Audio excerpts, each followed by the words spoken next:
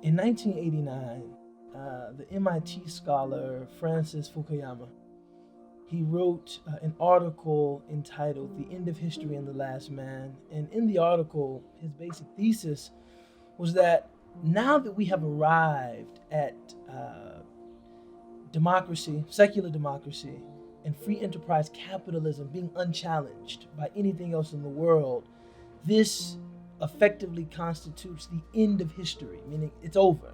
Human beings aren't going anywhere else. There will be no significant changes made in their political orientation or economic orientation from here on out. But this idea of history ending is something that I think is pervasive in Muslim communities. This idea that no significant developments are going to happen to the Ummah of Muhammad sallallahu alaihi wasallam. That it's all about reinventing, reinterpreting, reimagining. Reimagining is actually a good thing, but reinterpreting, reinventing, remaking the past. And I think what's lost on our community is this immense, not only challenge, but opportunity we have to do something unprecedented going forward in the future.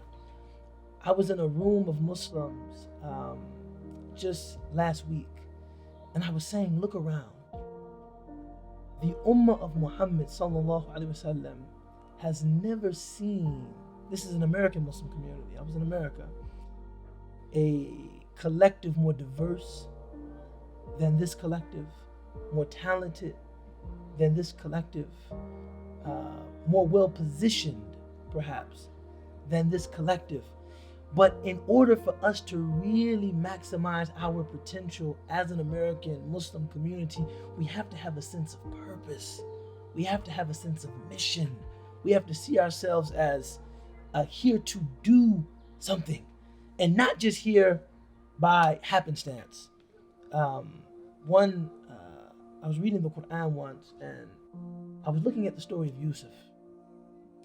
And you look at the story of Yusuf, betrayed by his brothers, sold into slavery, raised in the house of a king, accused of a crime that he didn't commit, jailed in spite of his innocence, released from prison because of a certain merit that he possessed, that he was able to impress upon his fellow inmates, and ultimately the king, raised to a prominent position in that society, and then called upon to forgive those who wronged him. I said, if that does not encapsulate the African American story, what does? We have sort of a Yusufi path to being in this country. And then I was reading about Musa alayhi salam, looking at the burning bush in the distance and thinking, not I'm going to go there and find spiritual enlightenment, or I'm going to go there and be spoken to by God. He was thinking about going there for the material advantage that fire would provide for him and his family. He said, I'm going to go there, I'm going to get the fire.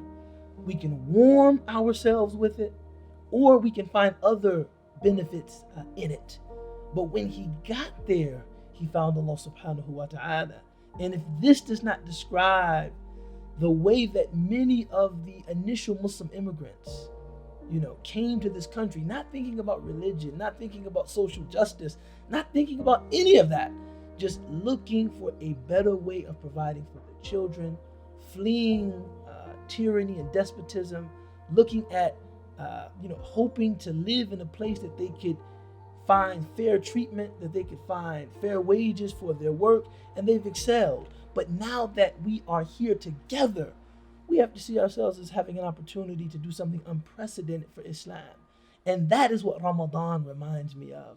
It reminds me of how much we can achieve when we are unified in purpose.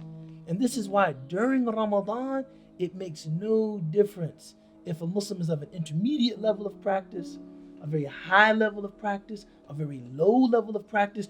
It's kind of like when the Prophet ﷺ said that the Muslims are like a bunyan and marsus, like a fortified structure. Yushuddu ba'duhum ba'dan. They support each other. They hold each other up. During Ramadan, you can feel that. But what I'm waiting for is for us to take some of the momentum from Ramadan and to begin doing that in other areas, be it the development of our community, intellectually, economically. I mean, mashallah, we've produced lots of professionals and lots of entrepreneurs, but we haven't changed the culture of any given profession. And we certainly haven't changed the culture of any field of business. But this is where we should be focused. Community development, investing in disenfranchised communities, areas that are neglected, areas that are under-resourced. We can do so much when we are unified in purpose. We should not look at our reality as just this mundane, worthless. No, there are prophets who arrived at their stations, that arrived at their life's work in the same way that you have arrived at yours.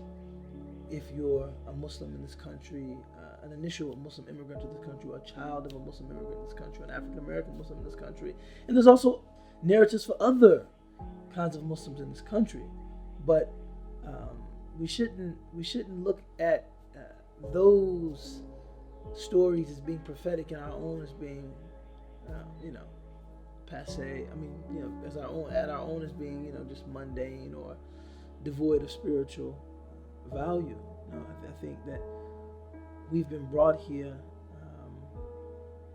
for a wise purpose, and we've arrived here in the same way that prophets arrived at, their stations and their life's work. We just have to do the work now.